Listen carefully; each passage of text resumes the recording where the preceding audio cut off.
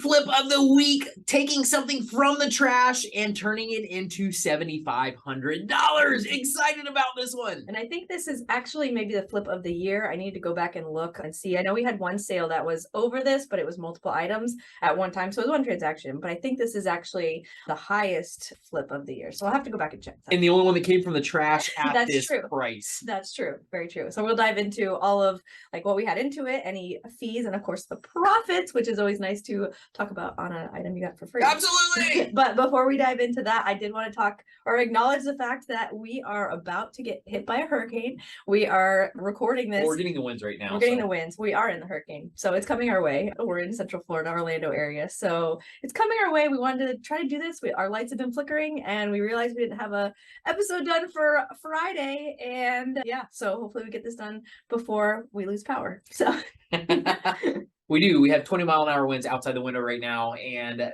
trees are blowing around. We're not crazy in the middle of it, but we are feeling the outer bands of the hurricane. So that's pretty cool. And some of our friends have already lost power. So Absolutely. Hopefully we can stick through it. But in the midst of that, I was dropping off our freight shipment 2 days ago that we are talking about. Oh yeah, you're trying to get it out before the storm started. For yes. Sure.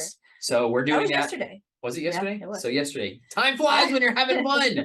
No, it's we crazy. had to prep for the storm too. Yeah. So you guys might be wondering, okay, let me tell you the story how we found this Joker. You might be wondering how we found it in the trash, how we sold it for so much money. So I was in Carline. This is a couple months ago. I was in Carline and I look over next to the dumpsters at my kid's school and see a couple machines. They're actually floor machines, machines they use for two of them were to clean like gymnasium floors. So a buffer and a scrubber or buffer, something like that. And then the third one was actually a machine that you stood on and you rode it around and it lifted up to about 8 foot. So you could do work on ceilings, change out lights, do installs and stuff like that. So all of them were over there in the trash. So I went, picked the kids up, swung the car around into the inside, ran inside and said, hey, are you guys, I saw some stuff out of the dumpsters. Are you guys throwing those things away? And they said, absolutely. And I said, do you mind if I take them? They said, no, absolutely. You can grab them. So I said, I'll be back in 45 minutes, an hour. I'll be back with my trailer and we'll get those bad boys loaded. So I went home, got the trailer, brought it back and brought Melissa with me, brought the muscles. Yeah. And we got back, we loaded them up.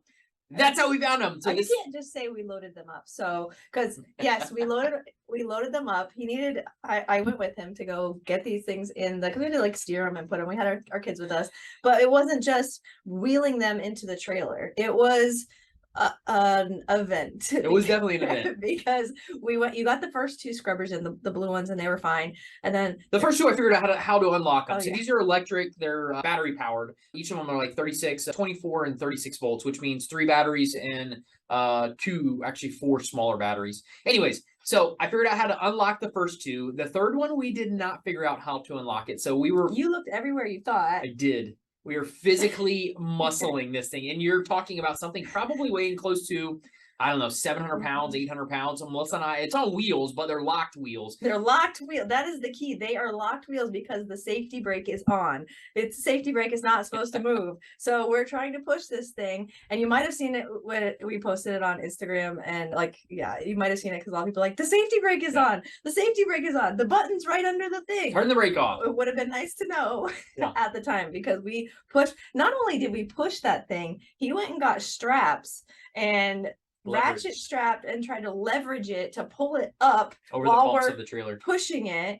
And so it was a fun time. But I will say, we got the first two in because we got 3 machines that came out of the trash right out of by the dumpster. We got the first 2 in, and Melissa, the one that we just sold for $7,500 was the one Melissa said, leave it behind. We don't need it. Just leave it there. And I'm like, no, this one is worth money. I'm going to figure out how to get this Joker in here. Yeah, because it was taking us like 45 minutes. We're trying to get this thing in, and it was a beast. Anyways, but we got it in. So it is called a crown wave. And you found the button right after. I did. Like right as we got it in the trailer. Really? There was a fold down. It was a secret compartment on the front. Sure. If you ever mess with a crown wave on the front end of it, it's got a little door that doesn't look like a door. It folds down and it's got a button there. So we could have turned it off and this would have been 10 times easier. A lot easier. So, but anyways, that's what we found. We actually found it at, like I said, my kids' school. We found it. They were throwing them away. They were getting rid of them. They had been sitting at storage for a while. They've just been sitting there because they weren't working. So, and they needed to be fixed. Yeah. So it's a big thing. And also to be safe, I mean, to be fair, I ordered one of the wheels because it had been sitting for a while. One of the front wheels looked like it had cracks. Which didn't help in pushing the thing. No, it was losing plastic. They're plastic wheels. So it was losing plastic. So I ended up ordering that from the local manufacturer. Actually, I didn't even have to order it. I just went and picked it up because they had one in stock. And then I had to put batteries. All 4 batteries inside this unit were bad. I went and bought new batteries. How much did we pay? It was like $600, just shy of $600. $600 for everything. So we did put $600 into this, but I knew the profit was there. That's why I was willing to do that. So we had $600 invested into it. Once it was all said and done, I put one wheel on, piece of cake, and this total time spent on this machine was less than an hour putting batteries in and putting the wheel on. So not that much time at all. Probably took us more time loading the dumb thing with the brake on than it took me to put a new wheel and the batteries into it. So, but then we sold it for $7,500. So killer flip. I absolutely love it when we make those high of margins on our flips for sure. Yeah, no, it was a nice little, it was cool too, because you sold it right when we were about to start the conference. We were hanging out with the kids, they had off school, and it was like, it came through, we're like, yes, this is awesome. So then we just shipped it out this week. So absolutely. It was a fun little sale. So you'll dive into absolutely. You guys might be wondering, what is the underline? What did you guys make on this after you put money into it, after eBay fees and all this? What are the profits? Cool notes on this one as we're going through this. I'll make them to you guys. So for sure. All right. So we sold the item. They sold the wave for $7,500. Now, at any time that I report any of what we sold it for, I don't include the sales tax that somebody pays because eBay collects it and remits it. So I even know like our screenshots sometimes have more. We sold it for $7,500, so we don't have to worry about the sales tax. Cost of goods sold $0, and then $600 for our batteries and wheel. Yep. eBay fees were $202. Did you want to add something? Yes. So you guys might be wondering, how the heck did we sell it so cheap on eBay? This was the fees so low. Yes, the fees, exactly. So typically eBay's fees are roughly 13% is what you have to pay for seller, or what's it called, final value fees, and the processing fees that they put. You have to pay roughly 13%, and that usually goes up to $2,500, and then it drops down after that. Different range. They make it very, very confusing. Just let me shortcut you there. Very confusing, but if you go over $2,500, they typically do 13% till there, and then it drops down a lot of times to 2 or 3% after that. Well, this was in a total different category that I had no idea about. I actually called eBay to ask them about that because we were shipping this. I wanted to make sure when the buyer got that there was no way for them to come back and say, hey, this is not as described, because it did cost me. I shipped this. I put it on a pallet and I shipped it, and I said, I want to make sure that I'm covered under this, and they're not going to be able to come back and do that. And they said, oh, well, you need to go into this category. And as we're talking this out right now, I don't remember what category it was. It was something in industrial or commercial. It is. And where I had to pay, which I don't like paying insertion fees or listing fees when I list something, but I had to pay $20 to list this. But it's a one-time fee though, not a recurring fee. It was a recurring fee. I did find out it was recurring. So it was $20 a month for 30 days. And I ended up paying this, which you didn't even add that in because I didn't tell you that. But we paid for this for, I think, two months. Yeah. So it was an extra $40 over all these fees because I paid for 2 months. Once I switched it into that category, I had to pay every month a $20 fee. But it put me into a category that the buyers cannot claim not as described. So no matter what, they can't come back and say, hey, this was not as described or anything like that, because this was an older unit. I think it was manufactured in 98. It was an older unit. It was a branch on the roof. So it was an older unit, and they cannot come back after it's 10 years old. They can't come back and say anything, definitely over 10 years old, but they can't come back and say anything about it. So anyways, that was really, really cool. And the fees on this, since I paid $20 insertion fee, the fees on it were super, super low. Yeah, because we usually pay 13%. And they're 2.5%. 2.5 on in this category. So, which, yeah, it was awesome. All being said, yeah, it was really awesome. So we add another $40 to that. But also we did have the promotions as well. So you did promote it. Okay. So and that was $242. So that was actually more than the eBay fees. Yeah. So 202 and 242 were our eBay fees, and then the shipping cost was 576. 576. That's what we paid to ship it. Put it on a pallet. Actually altered a pallet that I had. put it on it, and we shipped it out, and still 576. Shipping has gone up recently. Normally, I probably would have paid about $350 for this to ship it, but it has gone up, and this was going from Florida, to California. So it was a really, really far shipment. So anyways, worked out. Not super, super upset about that. California's usually more expensive too. Yeah, it's just so far away from us. That's the deal. So our total profit was 5,880, which might be 5,840. So I'll have to check those. We'll deduct that for you guys. 5840 guys, that we got something out of the trash and was able to turn it into $5,800.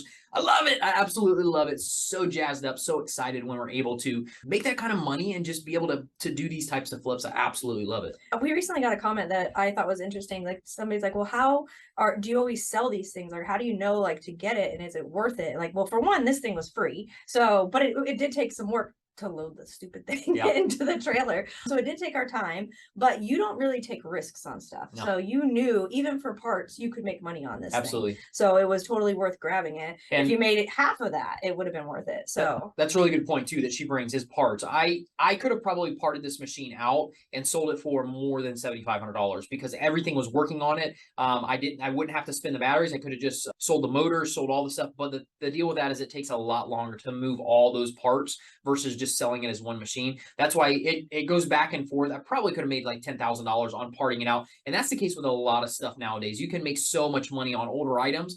People need the parts and they don't want to, when you go to a dealer and try to buy parts, they're insane. They're just so expensive. So people are always looking for those parts. So that was a really, really good point. But this was also a decent machine that was really, really cool. Got some cool videos of me riding around with the kids. It was a lot of fun. So it's cool. I love that kind of stuff too. And another point to this whole thing is we still have 2 more of these machines that are probably even listed them yet. I haven't even checked them. I had them in the trailer and I haven't even checked them yet. So I have 2 more machines. One of them was taken apart, so it was in pieces, but all the pieces were there. The other one, it just might need batteries or the battery's charged on it. But it's 2 more machines. It should be around the same price, $5,000 to $7,000 per machine if they're running. And if not, I'll have to part the other ones out and still should be able to make that much money. It just take me longer because I'll have more parts going with it. So yeah. And another question that we get all the time, and that we actually just got, I posted this on Instagram and other places. I posted a short of this clip of this video, and people ask, how are you able to ship so cheap? And I wanted to kind of segue into, if you're listening to this right now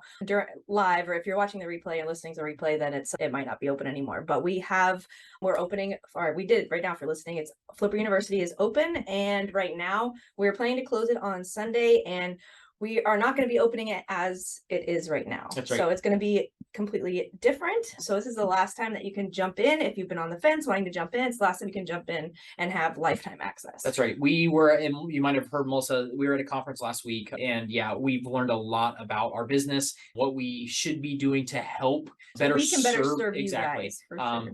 to do that. And it's kind of a revamp of how Flipper University runs. Yeah. And that's what we're doing. So that's what we're working on. This is going to be the last time that everybody's grandfathered into Flipper University. For lifetime access. Lifetime access into the Facebook group, into the course and all that. So if you're listening to this right now, it is live. You guys can jump over there and jump into Flipper University. And once Sunday comes, the doors close, and then we start the revamping and restructuring of Flipper University, which we're super excited about. But this is the last chance that people will have to get in with lifetime access. And it's, if you want to check it out, it's fleamarketflipper.com/FlipperU, and we'll put it down below too in the show notes if you want to look at it. But freight shipping is kind of our jam. It's kind of where we took our business to the next level. It allowed us to just make so much more money in the same, if not a lot less amount of time. And that really benefits our family. It allows us to do more, like with the coaching and with putting content out there and helping other people. It just allows us to do so much more. We don't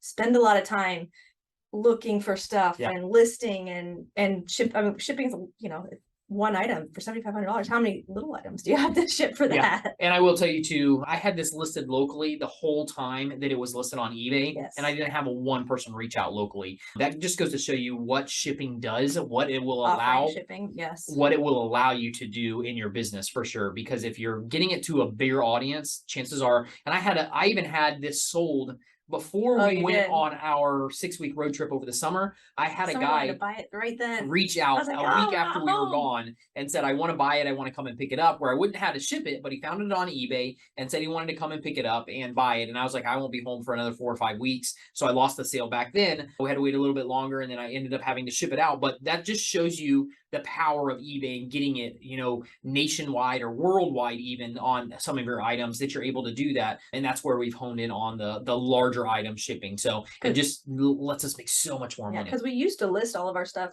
all of our big stuff, like, well, that's too big, it's going to go on Facebook, or it's going to go on OfferUp or Craigslist.